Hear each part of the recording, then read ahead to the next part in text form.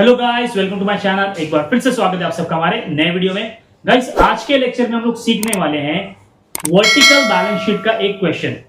तो आज का वीडियो होने वाला है हमारे एसवाई बीकॉम के स्टूडेंट्स के लिए, और अगर आप एसवाई बीएमएस फाइनेंस में हैं तो ये वीडियो आपके लिए भी है, क्योंकि एसवाई बीएमएस फाइनेंस में भी एक चैप्टर है वर्टिकल बैलेंस शीट। आपका सब्जेक्ट है एनालिसिस ऑफ फाइनेंशियल स्टेटमेंट, उसमें ये चैप्टर है। और एसवाई बीकॉम में मैनेजमेंट अकाउंटिंग सब्जेक्ट है, उसमें ये चैप्टर दिया हुआ है। ओके, और गाइस 12 के जो बच्चे हैं वहां पर हमको सब्जेक्ट है BK, bookkeeping and accountancy. वहां पर भी एक लेसन है guys, analysis of financial statement. तो वहां पर भी सेम टाइप का क्वेश्चन पूछा जाता है। तो ये लेक्चर जो है बेसिकली एसवाई बीकॉम के बच्चों के लिए, एसवाई बीएमएस फाइनेंस एंड 12 के बच्चों के लिए है। ओके, तो गाइस आज के लेक्चर को हम लोग स्टार्ट करते हैं।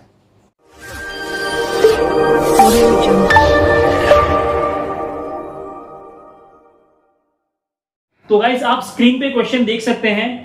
क्वेश्चन दिया है, following is the balance sheet of star limited as on 31 March 2021। एक बैलेंस शीट हम लोग को दिया हुआ है।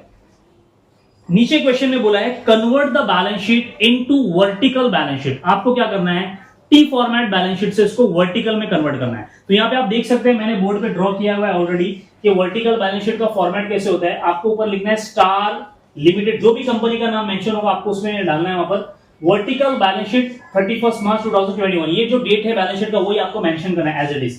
पर्टिकुलर्स, और यहाँ पे दो कॉलम बनेंगे, inner column and outer column. Okay, तो अगर यहाँ पर पूरा नहीं बन पाएगा तो हम लोग क्या करेंगे, इसको आगे यहाँ पे कंटिन्यू करेंगे। ओके, तो फॉर्मेट आपको समझ में आ गया। मैं एक बार बता दूं गाइस कि इससे पहले मैंने एक वीडियो डाला है format of vertical balance sheet. अगर आपने वो वीडियो नहीं देखा है तो सबसे पहले आपको वो वीडियो देखना है, क्योंकि ये वीडियो देखने से पहले आपको वो वीडियो देखना जरूरी है, तभी आपको ये बैलेंस शीट समझ में आएगा। ओके, तो इस वीडियो के नीचे मैं उसका लिंक दे दूंगा, आप वहां से भी देख सकते हो। तो सॉल्व करते हैं। सबसे पहले गाइस हमको दिख रहा है equity share capital and preference share capital. तो वर्टिकल बैलेंस शीट का जिसको फॉर्मेट पता है उसको पता है कि सबसे पहले हम हेडिंग देते हैं सोर्सेस ऑफ फंड्स। यहां पे आपको नंबर देना है, नंबर 1,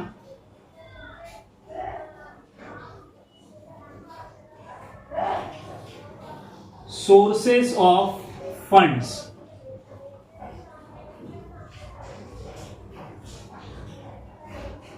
कोई भी क्वेश्चन है आपको पहले ये हेडिंग देना है। आपको बैलेंस शीट में कहीं पे भी मेंशन नहीं होगा, आपको लेकिन लिखना है sources of funds. Sources of fund में गाइस पॉइंट नंबर ए लिखना है सबसे पहले,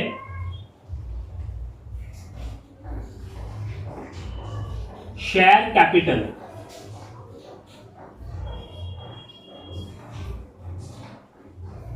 then underline.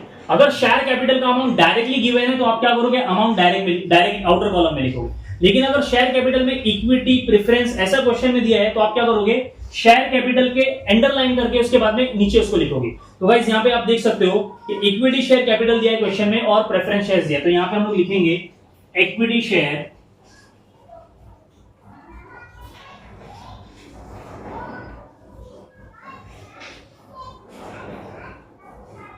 Then preference shares.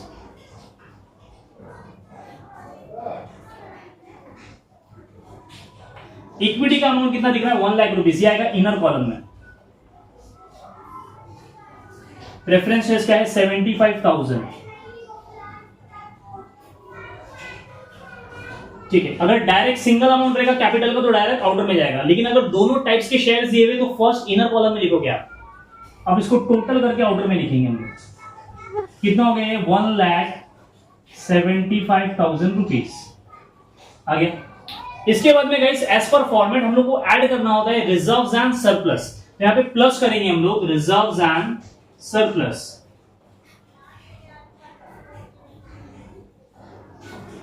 Reserves and surplus. Reserves and surplus क्या होता है, रिजर्व्स एंड सरप्लस में जनरल रिजर्व आता है, रिजर्व फंड आता है, प्रॉफिट एंड लॉस अकाउंट का बैलेंस आता है। तो क्वेश्चन में देखना है हमको क्या दिया, हमको दिया है जनरल रिजर्व। लायबिलिटी साइड पे गाइस जनरल रिजर्व दिया है, तो यहां पे लिखा है general reserve, general reserve. Reserves and surplus आपको हेडिंग लिखना ही है हर क्वेश्चन में। और जनरल रिजर्व्स में अगर क्वेश्चन में दिया है जनरल रिजर्व तो जनरल रिजर्व लिखना है, रिजर्व फंड है तो रिजर्व फंड लिखना है। कितना है, 50,000। ये 50,000 लिखना है इनर कॉलम में।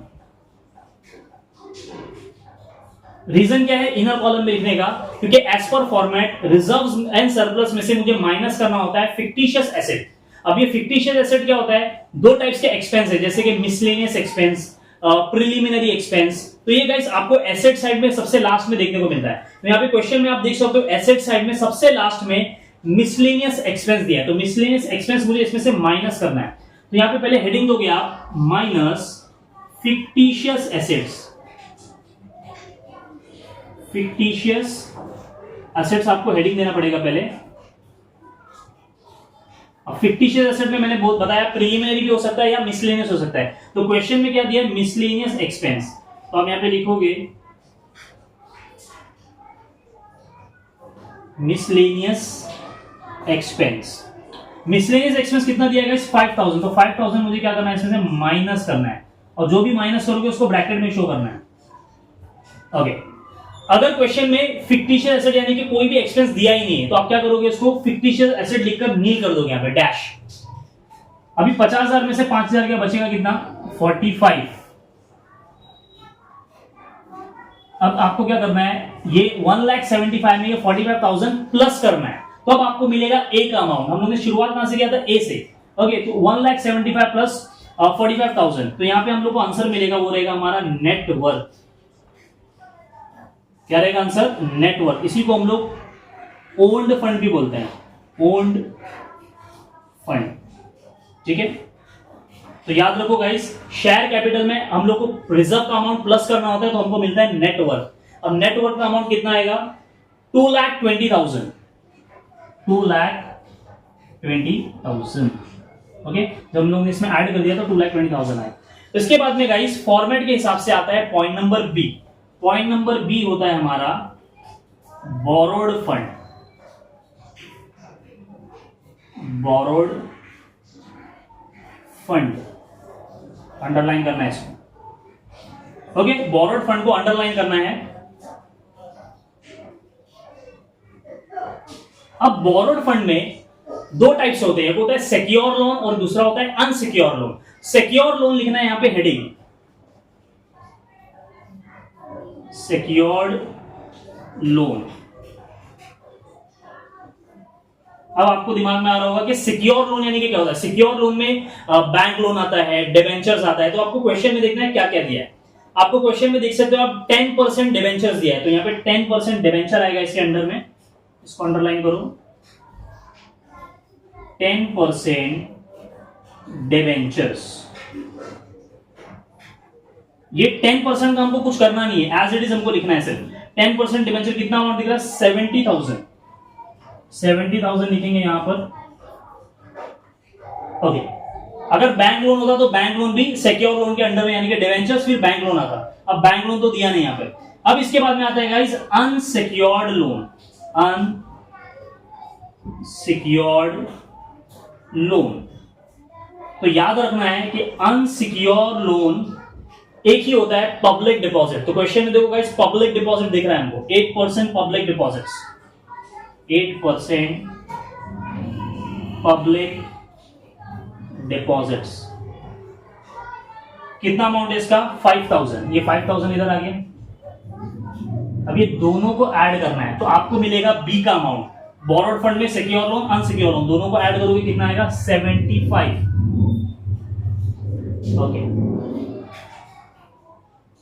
ओके अभी क्या करना होता है गाइस जो हमारा ये अमाउंट आया है नेटवर्थ का अमाउंट है 2,20,000 इसमें ऐड करना है बी का अमाउंट यानी कि ए प्लस बी। तो आपको मिलेगा कैपिटल एम्प्लॉयड। क्या मिलेगा कैपिटल एम्प्लॉयड।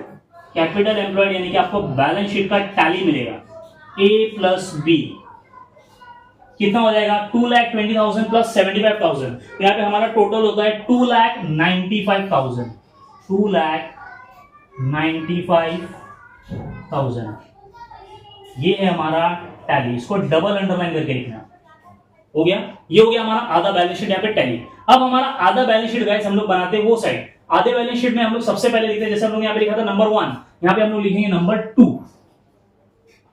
नंबर 2 में हम लोग लिखते हैं application of fund. Application of funds.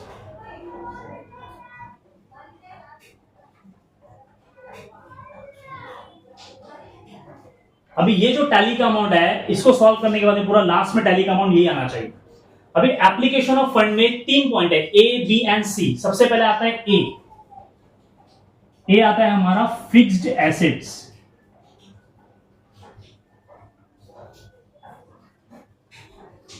Then underline. Fix assets में क्या क्या आता है guys? Tangible assets, intangible assets. Fix जैसे कि बिल्डिंग है, मशीनरी है, इक्विपमेंट है। यहाँ पे आप देख सकते हो प्लांट एंड मशीनरी है, बिल्डिंग है, गुडविल है, एसेट्स है, ये सारे फिक्स एसेट्स है। यहाँ पे हम लोग 1 बाय 1 लिखेंगे। प्लांट एंड मशीनरी, देन है बिल्डिंग, उसके बाद में गुडविल। गुडविल भी फिक्स एसेट है, याद रखना है। कितना अमाउंट है? 2 लाख। उसके बाद में है 20,000 एंड लास्ट में है 25,000। ये तीनों का अमाउंट ऐड करके आउटर में लिखना है। ओके, तो आपको मिलेगा एक अमाउंट फिक्स एसेट्स का अमाउंट, तो ये आता है 2,45,000। अब इसके बाद में फॉर्मेट में हमारा बी क्या होता है गाइस? इन्वेस्टमेंट। बी होता है इन्वेस्टमेंट। अब क्वेश्चन में देखना है क्या इन्वेस्टमेंट दिया है। इन्वेस्टमेंट दिया है सेकंड लास्ट 30,000 रुपीज। इन्वेस्टमेंट जाएगा डायरेक्ट आउटर में, 30,000 इन्वेस्टमेंट। अब फॉर्मेट के हिसाब से आता है point number C. Point number C होता है working capital. Working capital, working capital का फॉर्मूला होता है current asset minus current liability. अब करंट एसेट्स क्या क्या होते हैं, करंट लायबिलिटीज क्या क्या होता है, पहले हम लोग को लिखना है। यहां पर फॉर्मेट वाले वीडियो में मैंने लिस्ट दिया है करंट एसेट्स क्या क्या है, करंट लायबिलिटीज क्या क्या है। वो जो आप फॉर्मेट वाला वीडियो देखोगे तो उसमें आपको लास्ट में मिलेगा। ओके, तो सबसे पहले आपको हेडिंग डालना है करंट एसेट्स। Current assets. अब यहां पे करंट एसेट्स हम लोग को क्लियरली दिख रहा है। एसेट्स तो एसेट्स में ढूंढना है हम लोगों को। Cash at bank, debtors and stock, ये 3 करंट एसेट्स है। इसके अलावा और भी करंट एसेट हो सकते हैं, तो इसलिए आपको वो लिस्ट याद होनी चाहिए। Sundry, debtors and stock. अभी यहां पर अमाउंट कितना दिया है? 10,000, 30,000 एंड लास्ट है 30,000। ये टोटल कितना होगा गाइस? 70,000 रुपीज। करंट एसेट्स का टोटल कितना आ गया? 70,000। इसमें से मुझे माइनस करना होता है less current liabilities. Current liabilities underline. अब लायबिलिटी है तो लायबिलिटी का मिलेगा लायबिलिटी साइड में। क्वेश्चन में देखो लायबिलिटी साइड में क्रेडिटर्स है, प्रोविजन ऑफ टैक्स है, आउटस्टैंडिंग एक्सपेंस, ये तीनों क्या है? करंट लायबिलिटीज है।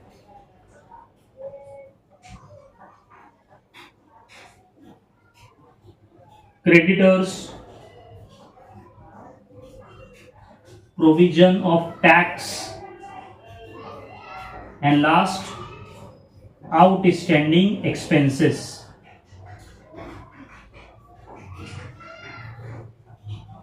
ओके, अब तीनों का अमाउंट लिखना है 10,000। गाइस जो माइनस करते हैं उसको ब्रैकेट में लिखते हैं हम लोग। 10,000, 20,000 एंड 20,000।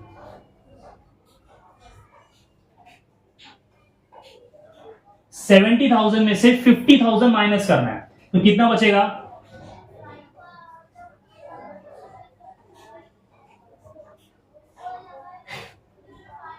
ओके, तो यहां पे हमारे पास में ए का अमाउंट कितना आ गया? 2,40,000। बी का अमाउंट आ गया 30,000 एंड सी जब हम लोग ने सॉल्व किया करंट एसेट में से करंट लायबिलिटी कितना आ गया? 20,000। तो ये तीनों को क्या करना है? प्लस करना है, तो आपको मिलेगा कैपिटल एम्प्लॉयड।